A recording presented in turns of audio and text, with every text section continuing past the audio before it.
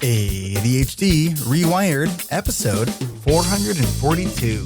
This is the podcast for those of us with really good intentions and a slightly wandering attention. I'm Eric Tivers. I'm a licensed clinical social worker by training and a coach by design. I'm your host, and I have ADHD. ADHD Rewired is more than just a podcast. We are a community. We are wired for connection, and you are not alone. Go to ADHDrewired.com to learn how you can join us in our free and secret Facebook group. Get additional resources for every episode, including links to any resources we mention on today's show. You can support us on Patreon, sign up for our email newsletter. You can request podcast postcards to distribute to your clients and support groups. Learn all about our award-winning coaching and accountability groups. You can co-work with us in our Adult Study Hall virtual membership community. You can do all of these things by going to our website at ADHDrewired.com. We know that starting is the hardest part, so let's get started. Welcome back to another episode of ADHD Rewired. Today's guest is Mary Kima Dolson. Mary is a clinical social worker providing psychotherapy in incarcerated populations since 2019. She is the founder of the pandemic support group SWCSO, which stands for Stuff We Can't Say Out Loud. I love that, by the way. Thank you. The executive director for Fund That Bitch, a nonprofit group dedicated to helping women with emergency funding.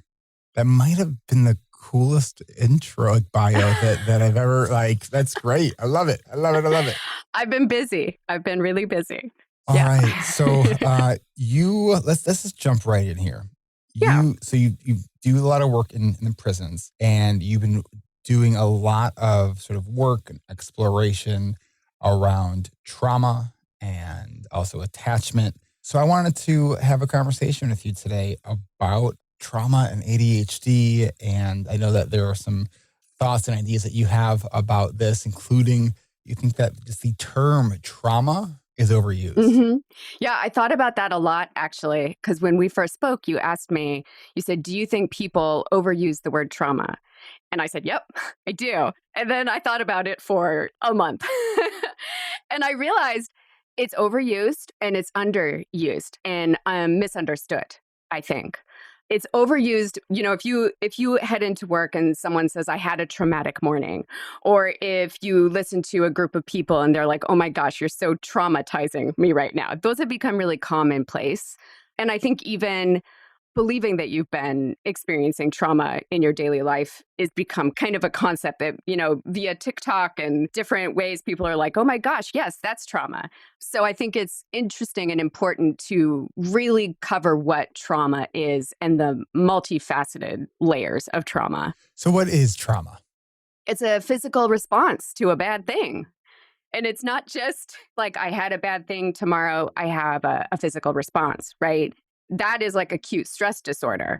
That is, something horrible happened and I had this physical reaction and then the physical reaction lessened over time.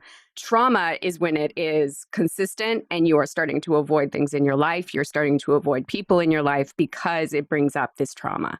What about you? What's your thoughts on on trigger warnings? That's a great question. I mean, I appreciate a trigger warning. Generally speaking, I won't read it if there's a trigger warning. Okay. I'll be like, okay, that's good. I don't need to know. I do think that I don't. Well, what's your response on trigger warnings? I guess part of it is the context sort of matters. Mm-hmm. Like if you're in a discussion where you're talking about, I don't know, say, sexual health. Yeah. And in that context, there is something that maybe describes a, assault or something that I can understand. I think this idea that we are bubble wrapping society by everything, like it's a trigger warning. To me, if you're triggered by everything, you need to go to therapy, work on it. Right. So it's not everyone else's responsibility to walk on eggshells because you've experienced shit. If you've experienced shit, that sucks. And I'm sorry that whatever you've gone through, you've went through, but it is your responsibility to work through it so you can be a, engaged member of society and not feel you have to put on armor all the time because you're afraid of getting triggered. Yeah. Yeah. No, that is very true. And generally speaking, something that you read, you have control over that. Something that you watch, you have control over that. So if you are having a day where you might be triggered by something, whether it's because of an anniversary or maybe it's because breakfast was off this morning, I mean, really, like it happens for whatever reason, that's something that you can walk away from, right? So it's not really, if you're getting triggered by something you're reading, that is your job. It's your job to not be online, not to walk into the forest if you're not ready for the forest. It's interesting, though, what you said, that people that have experienced trauma, they do need to talk about it. And this has been the thing that I have really been, I'd say, dwelling on slightly, like thinking about this month a lot, because there's so many different ways to treat trauma. There's so many different approaches, but just being able to have a safe place to say it out loud is very, very significant. And, like the group I run, which was created spontaneously during the pandemic, it's exactly that. I had 4 really good friends in my area. And when we hit quarantine, we couldn't get together and we couldn't talk about stuff that's hard. And I think we all have those really good friends in our lives that we just kind of, and they don't need a trigger warning from us and we don't need a trigger warning from them. And we had this very weird Zoom and we just sat and stared at each other. And we were like, because, my kid was sliding notes under the door, people were pacing around. And I was like, I can't say my hard stuff. So I started this group online that was private. And I didn't know that people could get invited. So it grew. I think it was at 800 people within a month. And then it just kept going. So this stuff we can't say out loud, is that the group you're referring to? Yes. Okay. When we think about this sort of even just the word trauma as being used way more often. But I also think that we're having a much greater understanding of what trauma is. I think that in the ADHD community, I think that there is so much that complex PTSD or CPTSD is so pervasive. Yeah. And, this doesn't mean you've experienced a traumatic event. It's more of the trauma by 1,000 paper cuts or the repeated negative feedback and failures. And I think it's really significant. And I think that is important to talk about. Yes. What kind of led me down this path professionally was that I work in addictions as well as psychotherapy. And my supervision, she will always say, and she's pretty old school and delightful, and I love her, but she will always say, well, you have to figure out what their trauma is. Why are they using heroin? Why are they addicted to methamphetamines? What's their trauma? She's like, what's the bad thing? And I'm like, the more you dig, the more you discuss things with individuals who have gone through just a decade, 2 decades, 3 decades of generational trauma, individual trauma. You can't quite figure out why they started using heroin. You can't quite pin it to one massive chronic or complex PTSD. It's not there. They had a great family. They grew up in a wonderful household. And somewhere along the way... Isn't that traumatizing to grow up in a wonderful household? And Quite. I think that is exactly what you said. So many of my clients also have ADHD. And I would say that right now, at least 80% of my group coming out of the prison system has ADHD. And that's the trauma because they've gone through childhood, through elementary school, and always been told, why can't you do it this way? Why can't you just try a little bit harder? Why aren't you doing this the way everyone else is? And I thought about it right after we talked, and I realized that I actually have a unique trauma response to parent-teacher conferences. I'm reading all about trauma, and I'm like, oh no, because I get irritable. I get angry. I start pushing out. I get spiky because I have 2 neurodivergent kids. And those parent-teacher conferences, I just see how the teacher's not seeing them. No, I can relate to that. And there's that feeling like a teacher isn't quite getting your kid. For me, it's like Daddy Bear comes out and it's just like... I remember Yeah. when my son was younger, I brought with an advocate to one of our IEP meetings only because like I knew that like I have a feeling that this isn't going to go the way I'm wanting it to. And I used to be hired to come, with families. Yeah. And it's like when it's your own kid, the gloves are off. And it's like, Yeah. you do what you got to do for your own kid, right? Yeah. Yeah. Oh, there's at least one psychiatric prescriber out in the world today that does not want to look up my face ever again after a meeting we had last week. So there's some trauma in that. Now, one of the things that you had said to me when we were first talking a couple weeks ago, I think your phrase was the trifecta of trauma. Yeah. What is the trifecta of trauma? What is the trifecta of trauma? That is the neurology, the systemic situation that you find yourself in. And then the final piece is whatever is the pivot. What is that one thing that got shook the wrong way?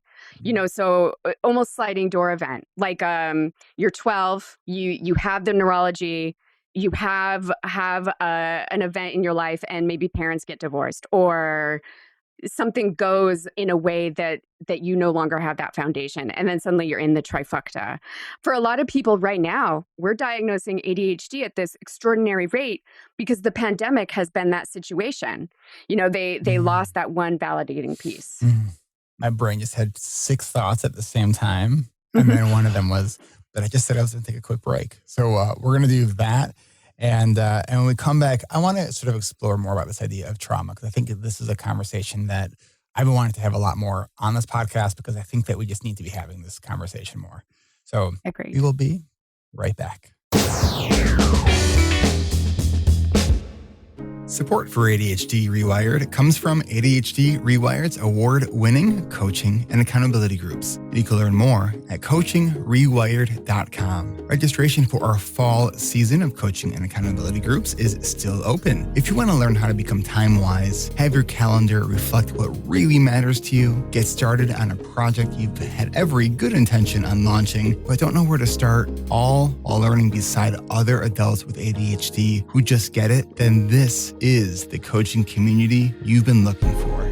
Yes, living with ADHD has its challenges, but we don't have to face those challenges alone. Registration for our fall season is happening now, so don't delay. To join our fall season of coaching and accountability groups, go now to coachingrewired.com. Next week is your last chance to take advantage of our early bird registration pricing. You can still save $100 on select groups when you join us on August 18th. The deadline to submit all pre-registration submissions is 11:59 p.m. the day before our registration events. So go to coachingrewired.com to get started with your pre-registration process. And if you are listening to this after those dates, still check the website to see where we're at to find out how you can register. ADHD management is about more than just the tools. Here at ADHD Rewired, we believe in growth through community, because despite our challenges and despite our setbacks, our members prove to us time and time again that we are not alone, and we don't have to do the hard things in the hardest way possible.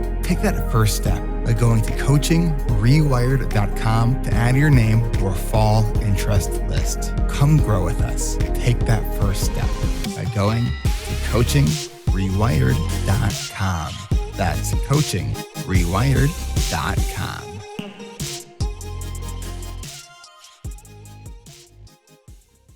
Support for ADHD Rewired comes from Adult Study Hall, our virtual co-working and body doubling community at adultstudyhall.com. And it's the only place on the internet where you could join me on Thursday, August 18th at 11 a.m. Pacific, 2 p.m. Eastern for a 2-hour Pomodoro dance party. Let's work together for 2 50-minute work blocks, and after each work block, I'll be your 10-minute dance party break DJ. Join me and a whole community of other adults with ADHD who are right now taking advantage of real-time accountability to get their toughest to-dos crossed off their list. Access to Adult Study Hall is only $19.99 a month, and it is free for the first week. Work with us in our 24/7 drop-in room, or if you would like a little extra support and structure, sure, check out our ASH Plus offerings. ASH Plus is Adult Study Hall plus facilitation. Your membership includes access to both our ASH 24/7 room and our ASH Plus sessions. There are sessions for writing, finances,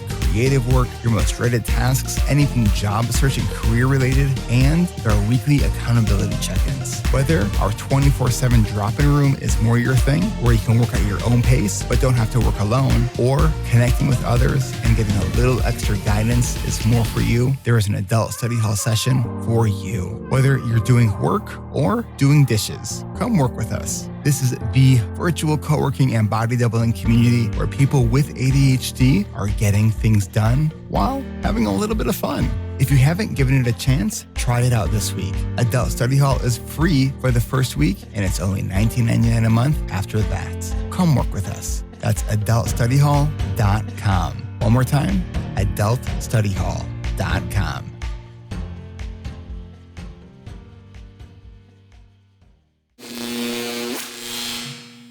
All right, we are back with Mary Kima Dolson. We were just talking about the trifecta of trauma. We talked about neurology, the systemic barriers, and then an event. Yes. But as we were saying too, that it seems like a lot of the trauma in the ADHD community is not the event, but it's more of life. Mm-hmm. Mm-hmm. How does someone recognize if what they are experiencing is not just ADHD, but that it is trauma is actually a part of this picture? That's a great question.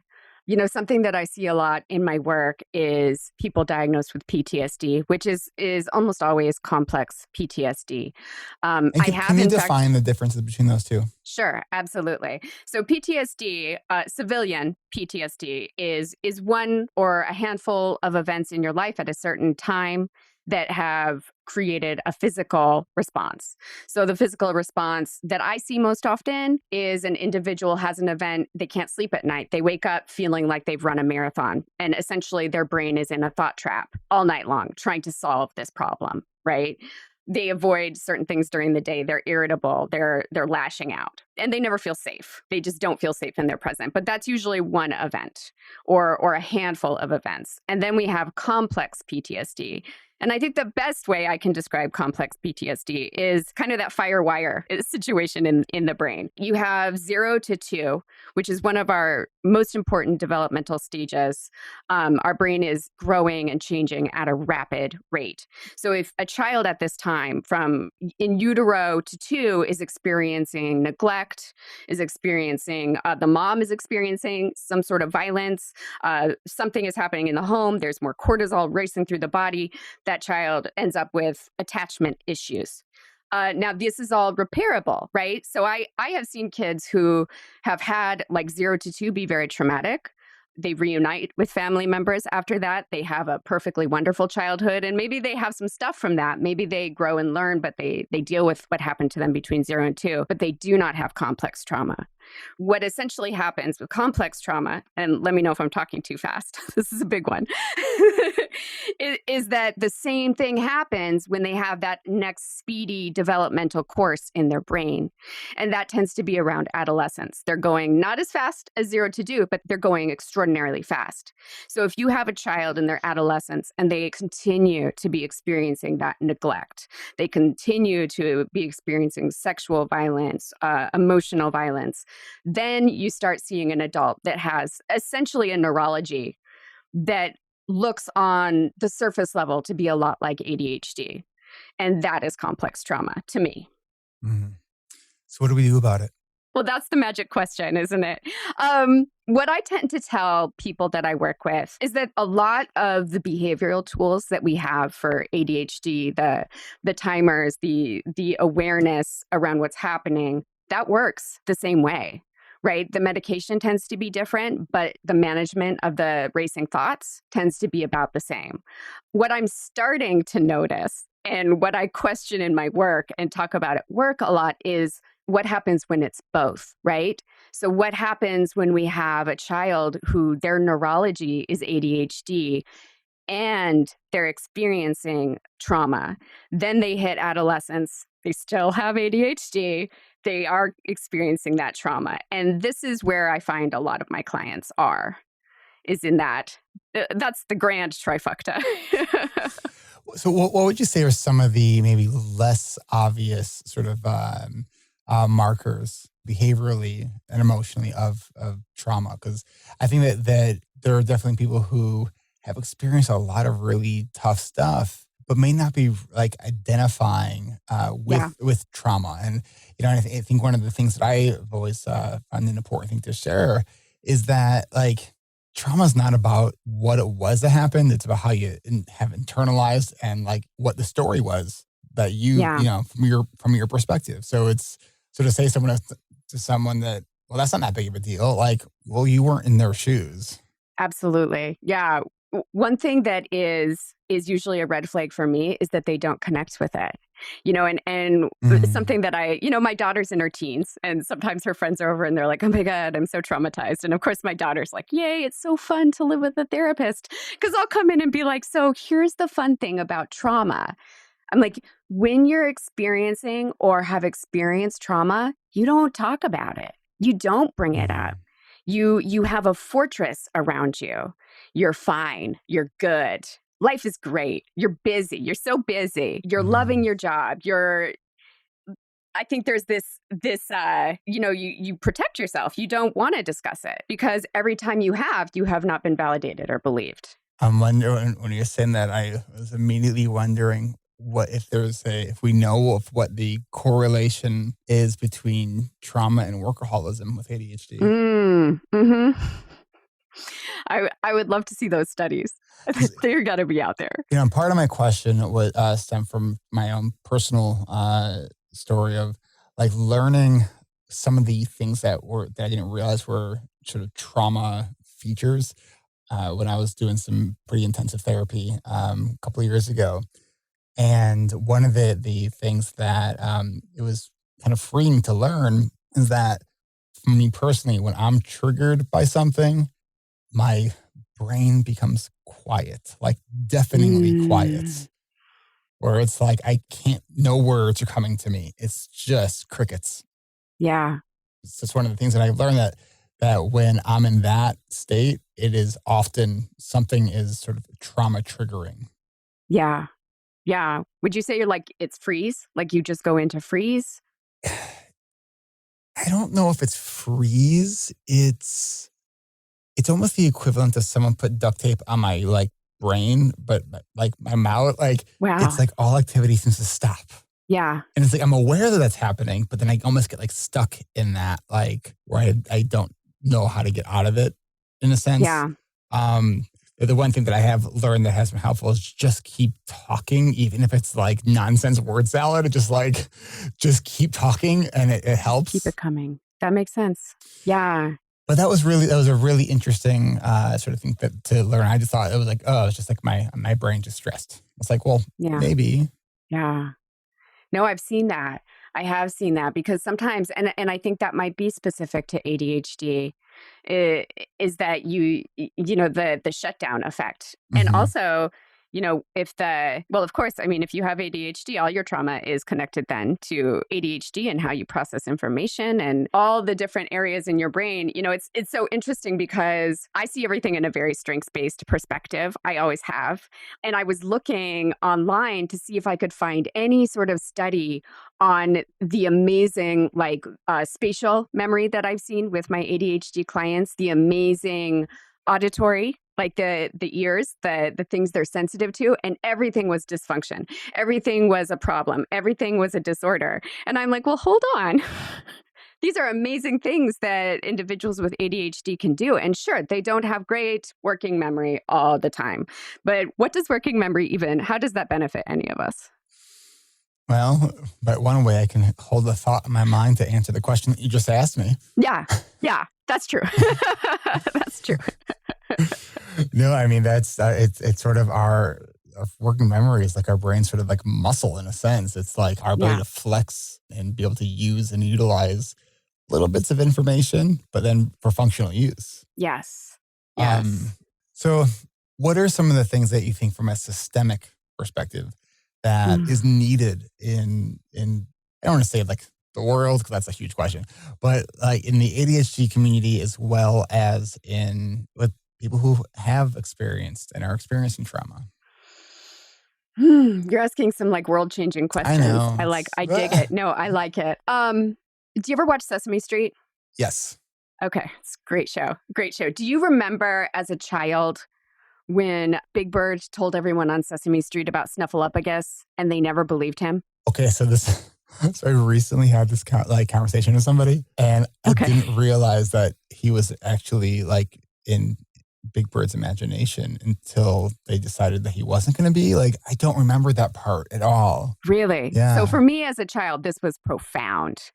I remember feeling the injustice of Big Bird trying to say, no, like Snuffleupagus is coming and I want you to meet him. And all the adults on the street being like, okay, Big Bird, whatever. And I think essentially what happened is not only did they get letters from children, they got letters from mental health professionals saying like to not believe a child is traumatic. To not invest in what a child is saying is traumatic. So every time you're telling Big Bird that Snuffleupagus is not real, that it's in his head, you're devaluing him. And they kind of created this whole storyline of them being wrong. And not only did they realize they were wrong, but they apologized to Big Bird. And it was amazing. Like Bob McGrath, who I saw once in the parade. Do you ever see the parade in New York City, the Thanksgiving parade? I know of it. I've seen it passing on TV. Yeah. I went to it once, and just for the Sesame Street float. So that's side note. Sorry. But he said to Big Bird, he said, from now on, we'll always believe you when you tell us something. But that's the systemic issue to me that our adults are still doing.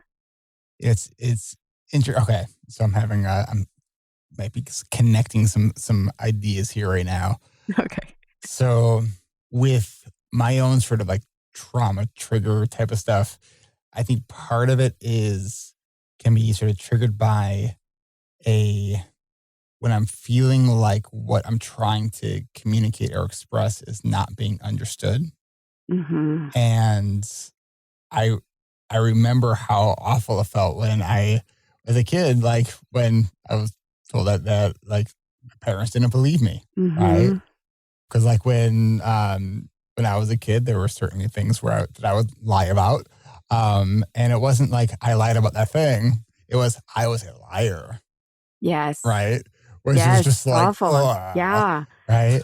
And so it's interesting if that is just that feeling of not being understood, how that connection to trauma. Yes, I'm just working on some shit personally here on the podcast. Yeah, right let's now. do it. Let's do it. Let's get in there. No, it's so significant though, Eric. It's so important. And, we can get into like, there's complexities in psychotherapy. There is complexities in working with someone who has a trauma background. There's complexities when you're walking in and you're supporting someone who has ADHD, or you're working with them and for the first time in 40 years, they're being told, hey, what you're experiencing is a thing, right? These are huge events. But I think one of the most powerful things I do in that room is I just say, yes, that happened to you. Mm-hmm. Like, I validate that is an experience that you had. Yes, you went through school, and yes, it wasn't fair. One of my favorite activities is I work with individuals who are leaving like the federal and state prison system after long-term sentences. And I sit with them in a room and I'm like, prison is a broken system. What happened was not fair. It doesn't matter what you did. It's not reasonable. This is not a place where you were rehabilitated. And that starts now, Well, what have been some of the more significant responses that you've had to telling that to someone? Oh, I mean, tears. Yeah. Tears, but also just kind of like a very warm feeling, because, when you're talking to someone who really hasn't had nice things in 14, 15 years sometimes in the prison system, just to realize they're in a safe spot and realize they're in a place where there's unconditional positive regard, right? It is I think it's a very quiet feeling. We don't have a parade. We don't celebrate. They still have to do a very hard life. They have to figure out how to go into this world and adjust appropriately. But I always tell them, like, my goal here in the mental health field is just to help you get through it. I'm like, you can text me, you can call me and say, my parole officer is driving me crazy. And I'm like, you're allowed to say all of that to me. I'm like, I don't have to report that out. Like, let's just hash it out. Let's get through this. And for many of my clients, our mantra is no new charges. That's our goal. Let's take a quick break. When we come back, I'd like to know a little bit more about you personally and how you got into this work. So we will be right back. Support for ADHD Rewired comes from you, our listeners who tune in every week. If you enjoy this podcast and want to stay up to date with our weekly episodes, then don't forget to subscribe or follow ADHD Rewired by going to adhdrewired.com/podcast, or just hit that subscribe or follow button in your favorite podcast player. Thank you to all of our listeners who have shown us some love by leaving us ratings and reviews on Apple Podcasts and all the other podcast apps that accept reviews. And if you haven't had a chance or even meaning to, but keep forgetting because we have ADHD, pause us now. We'll be here right after you finish leaving that review. We also have more podcasts on ADHD in the ADHD Rewired Podcast Network, and you can check them out now. Those include ADHD Essentials with Brendan Mahan, Hacking Your ADHD with Bill Kerb, and ADHD Diversified with MJ Siemens. Find ADHD Rewired and all of our shows by going to adhdrewired.com/podcast network. Then you can join me and the rest of the ADHD Rewired podcast family and ADHD Rewired coaches for our monthly live Q&A. Go to adhdrewired.com/events to register and join us on Zoom every second Tuesday of the month at 10:30 a.m. Pacific, 1:30 p.m. Eastern. Find this podcast and all of our shows and get registered for our monthly live Q&A and see everything else we do by going to adhdrewired.com. That's adhdrewired.com. And thanks for listening.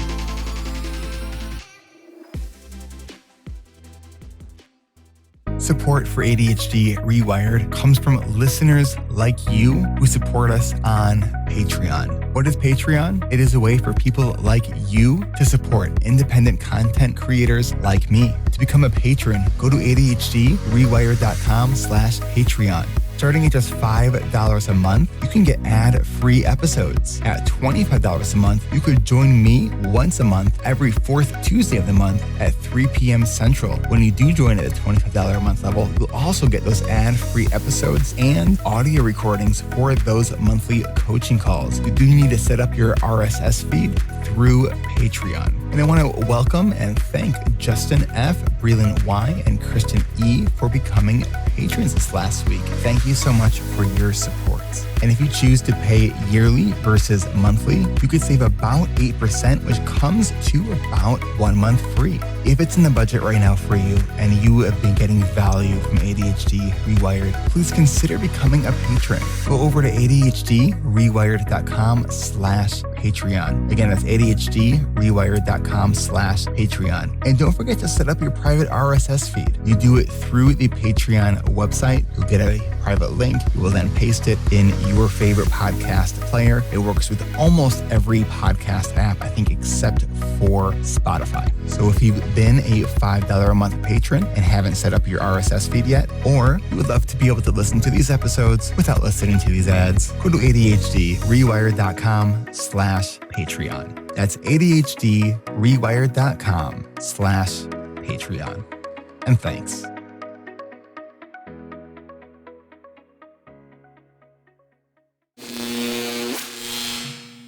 All right, we are back with Mary Kima Dolson.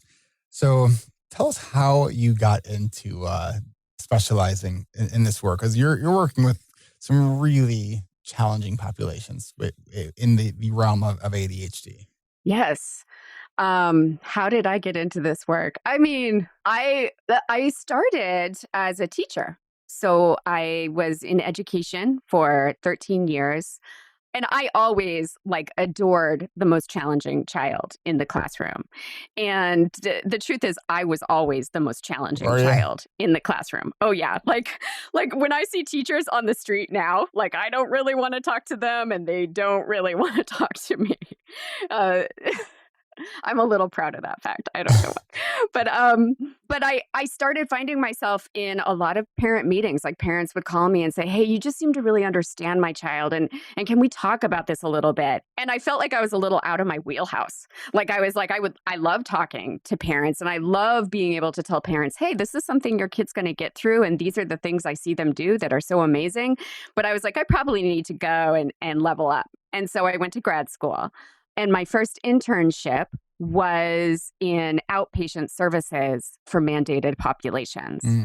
And when you say just for listeners who might not know what that term means, mandated populations. Mandated populations means that they are required through the court system to do mental health therapy and often substance use therapy along with that. And I loved it. It was like a puzzle piece finally clicking. And truly, I was like, this is my crew. I love these guys. And you know what? They can keep up. I bet they felt that, yeah. Oh, yeah. Because people know if you actually genuinely appreciate who they are or if you're just there because this is your job. Yeah. No, they know I love it. We run some fun groups. So when did you learn that you had ADHD? I don't have ADHD. You don't have ADHD? I don't have ADHD. I have a daughter with ADHD. I have a spouse with ADHD. I have a son with autism, and I am also on the autism spectrum. Okay. So how does that play out for you? Oh, we're a noisy family. It is. I feel that autism and ADHD, and I'm going to make a Sesame Street reference again, but we're the Bert and Ernies of the world.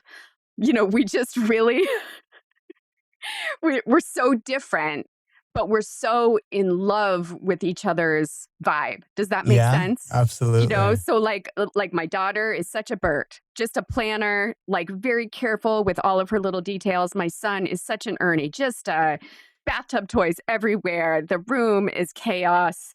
And there's art just strewn across the world. And I'm an Ernie. And I think Ernies and Berts can, I think the diagnosis could be different depending on how, maybe Bert sometimes has autism as well, but maybe Ernie's got ADHD depending on which angle we take. But I am an Ernie in the household. I think that I don't worry about the same things. And I think it's nice to not worry about the same things. I think that is a nice anchor. And, I'm very big on, my curse and my blessing is that I'm constantly making prediction patterns. So, where my spouse is constantly overthinking the small details, I'm jumping to what are the next 20 years going to look like? Or what were the 20 years that we just experienced? Does that make sense? I think so. It's chaos. There are a lot of behaviorally from that sort of outside, a lot of similarities between autism and ADHD, but neurologically it is very different. Very different. When people ask me what the big difference is, I tend to say where my spouse is like a rabbit digging burrows and always trying out a new burrow. And so the yard, is just a million different dens of interests and pockets of joy. I'm like a giant 1 mile down route where my interest is all the way down. When you say that, I definitely have the preference of going deep versus wide. So you have three major interests that you shared with me before. Yes. ADHD being one of them. Oh, yes. You're a runner and you have a lot of interest in that. How did that form? That's a great question. I have a dog. His name's Mudge, and he is a Saint Bernard who we got at the shelter when he was about 2 years old, and he had never been in a house. He was completely feral, and he was intense. And I started running with him because he needed to run. And we still, 5 years later, are doing the same route. And it's just me and Mudge every morning. But it's good for me. It's great for him. But for me to do something so I think I told you, I never changed the route. I never changed the tunes. Like I always do better if I've done that run. So I have to imagine that you are dealing with a lot of unpredictable behaviors with the clients that you're working with. Definitely. Yes. How does that work for you? Am I flexible? Is that what you're asking? Are you? I'm actually very I think I love it. I mean, I think that I think there's unpredictable patterns, but there's also stuff that's very, very predictable. And actually, like when you mentioned that, that is where when something horrible happens, right? So when it's unpredictable, it's not small. It's a new crime. It's a tragedy. I've had so many of those this year, and that breaks me. And it is directly related, I think, to my own neurology, because when it comes out of the blue and I can't control it, I can't stop it, and maybe even my client relationship has ended because of what happened, I just tank. And it does take a really, really long time to get back from that. With the experience for a lot of people with autism, being that things are just experienced so intensely, and if trauma is not what happens, but how it's experienced, I have to imagine that there is probably even more trauma in the autism community than ADHD. And I'm just speculating, but what's your thoughts on that? Well, and I don't know if I think it's very different, with ADHD, because, we discussed like auditory memory, olfactory memory, spatial memory. I think those are huge triggers for somebody with ADHD. And because working memory is not, on full blast, you don't always know why you're triggered, right? But it could be a sound you heard. It could be something you smelled, because those memories are so profound. With autism, this is definitely true for my son. It's true for me. I can't speak for the whole community. Right. I have emotional memory that does not go away. So if I have an event in my life that elicited emotion, I can go back to that. Like it happens, like it's happening all over again right now. All the time. So, for example, 2 weeks ago, I got terrible news at work. And it took me a really long time to process. But when I did process it, I basically went down like a drop of rain falls in a puddle, and you get those loops out. What my brain did, and what it did all day, is it kept looping out to every time I'd ever felt that way before. Ooh. Yeah. That sounds intense. Yeah. It was, in the moment, and this is pretty classic, I think, for anyone with a neurology that's not, typical, and I'm not sure anyone has a typical neurology, but my colleagues were like, what's wrong with you? We're telling you something horrible. What's wrong with you? And they really, Yikes. That hurt me. Yikes. That was really bad for me, because the drop was already going. I was already making these connections. And it wasn't until 9 hours later, when I was driving home, that I had emotion about it. Just a good solid 45-minute drive home crying. Wow. And then my week was messed. It was not good. It was bad. It took you a significant time to recover, huh? Yeah. Yeah. And I think I'm slowly learning that. And just in the world of therapy, we start recognizing, oh, this affects me too. This is hard. And I need to work out why it's hard and maybe take a day.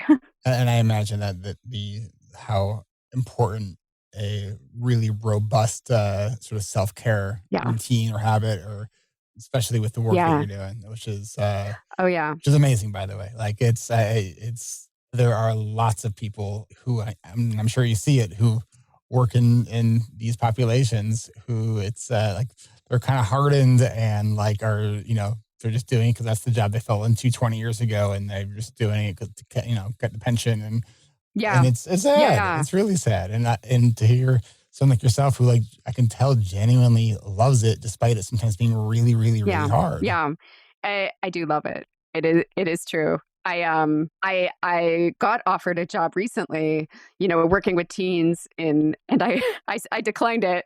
And I just finally, they asked me to interview, and I was like, sure. It's always important to interview and practice interviewing. And within that interview process, in my head, I was like, Mary, you would hate this job in 3 weeks. Like, you would miss these guys so much. And they can keep up. Individuals who find themselves in the prison system, they are rejected by society for numerous different reasons, often because of neurology.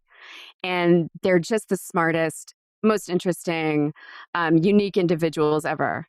And what happened or what they did doesn't mean they're bad people, and I mean, talk about continuous systemic issues for individuals with ADHD, because now they have felonies, which make it hard to do anything. Yeah.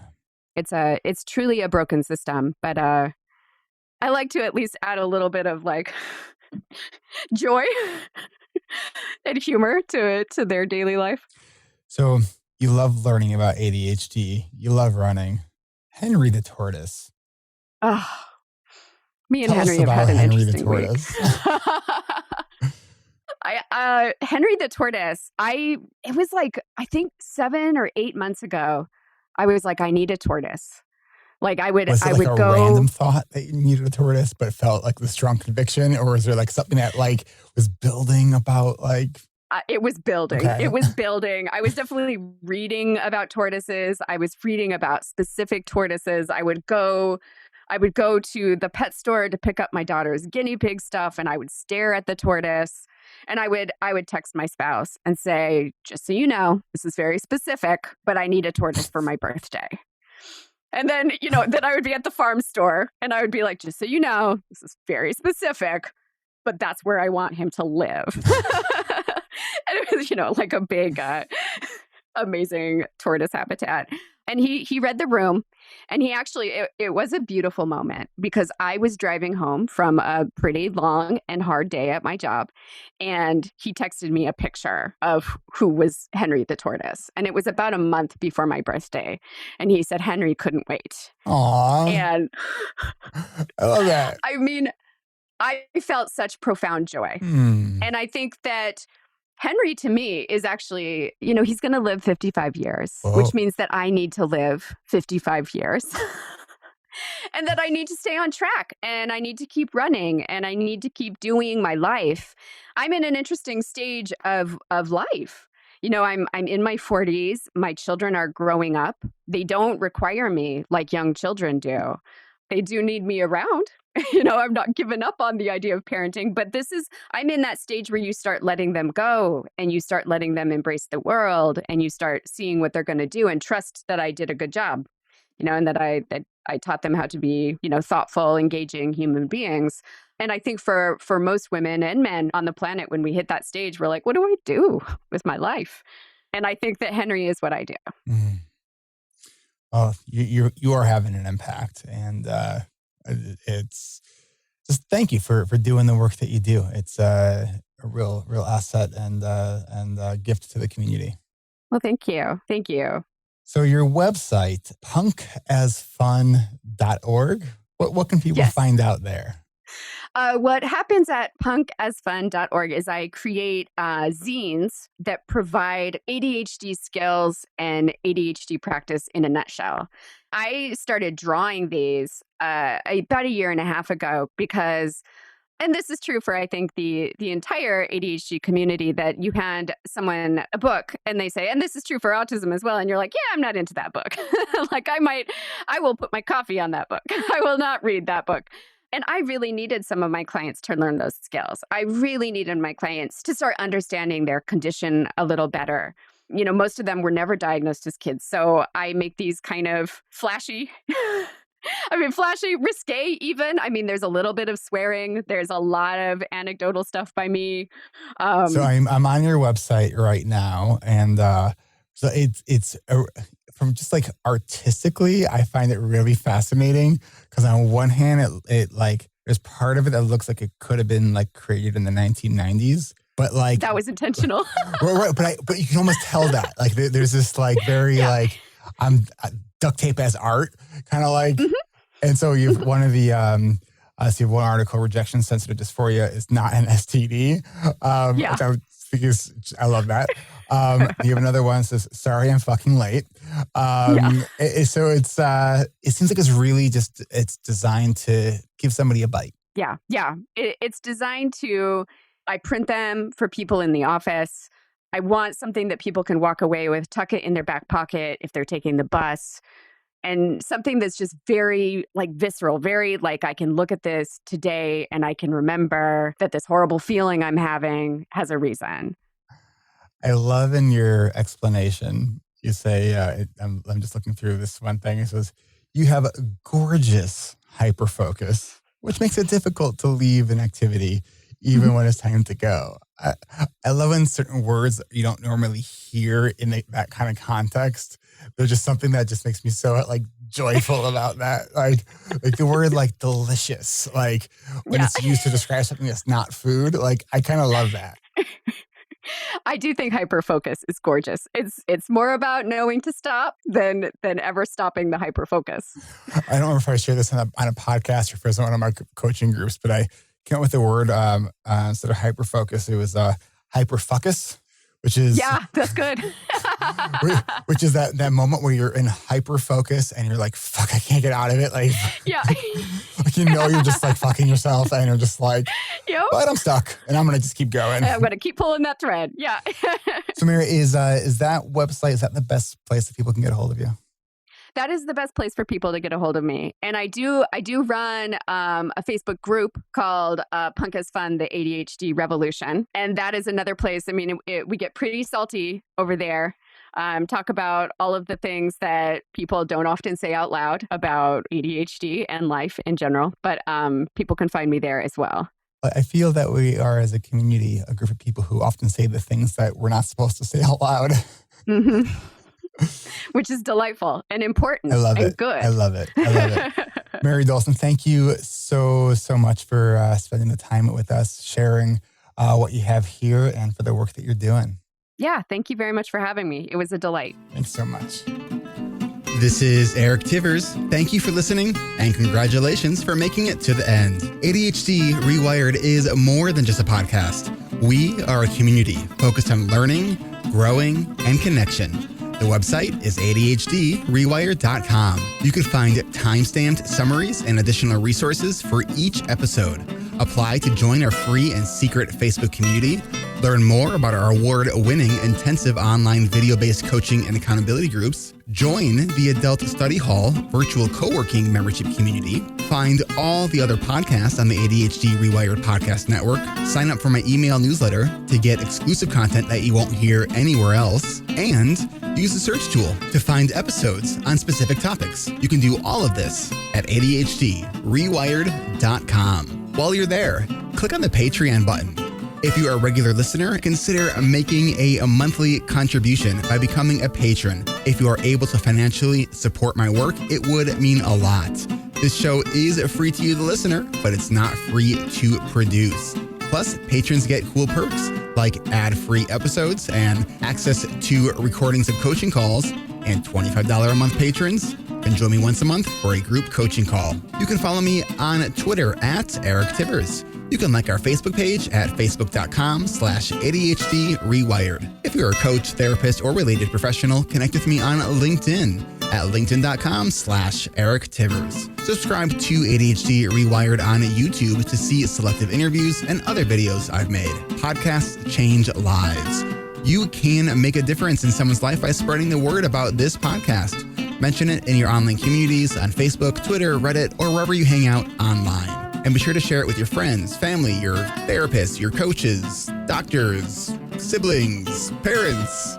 And if you, your coach, therapist, doctor, or ADHD support group leader would like a pack of podcast postcards to hand out, you can request those at the website, ADHDrewired.com. If you are a member of CHAD, ADA, or any other ADHD support group, please be sure to tell them about this show and all of the shows on the ADHD Rewired Podcast Network. You can even show them how to download it on their phone. And if you really loved this particular episode, please hit share on your podcast player. I'm only one person, and I do count on you to help spread this message. One of the biggest things that you can do to support this podcast and help other people discover it is to leave an honest rating and review on Apple Podcasts or any other app that supports reviews. And don't forget to hit subscribe so new episodes are automatically pushed to your favorite podcast app. Looking for more ways to listen and learn? Get a free audiobook and a 30-day free trial at Audible by going to audibletrial.com/ADHD Rewired. Here is my list of must-listen-to audiobooks updated July 2021. Nonviolent Communication by Marshall Rosenberg. Attached by Amir Levin and Rachel Heller. Atomic Habits by James Clear, The 5 Dysfunctions of a Team by Patrick Lencioni, Crucial Conversations by Carrie Patterson, The Coaching Habit by Michael Stainer, The Body Keeps Score by Bessel van der Kolk, Rest by Alex Sujong Kim Pang, The 5-Second Rule by Mel Robbins, Make It Stick, The Science of Successful Learning by Peter Brown, The Productivity Project by Chris Bailey, Meditation for Fidgety Skeptics by Dan Harris, Change Your Questions, Change Your Life by Marilee G. Adams. I always recommend to my coaches and admin that they read that book. The One Thing by Gary Keller, a required reading for all of our coaching group members. Procrastinate on Purpose by Rory Baden, The 4 Tendencies by Gretchen Rubin, The Art of Asking by Amanda Palmer. And if you're looking for something a little bit more magical, I have fallen in love with the Harry Potter series, and the narrator, Jim Dale, is amazing. And of course, if you haven't yet boarded the Brene Brown bus, all of her stuff is great, starting with Gifts of Imperfection, Daring Greatly, Rising Strong, and The Power of Vulnerability. And if you're an entrepreneur or leader, be sure to check out her book, Dare to Lead. Do you have something that you would like to share? Click on the podcast tab at ADHD Rewired. Click the button to be a guest at the top of the page and schedule a 15-minute interview.